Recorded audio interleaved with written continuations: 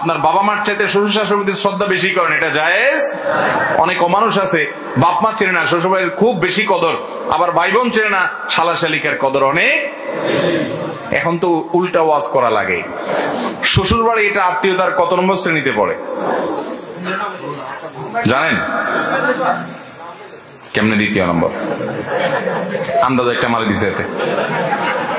শ্বশুর বাড়ি এটা আত্মীয়তার সিরিয়ালে তৃতীয় নম্বর। আমি থার্ড ক্লাস বললাম না, তৃতীয় নম্বর।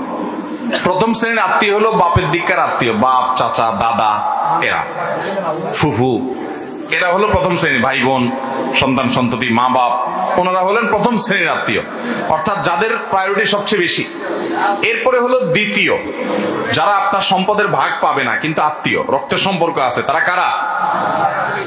মামা, নানা নানি, খালা, খালু না কিন্তু।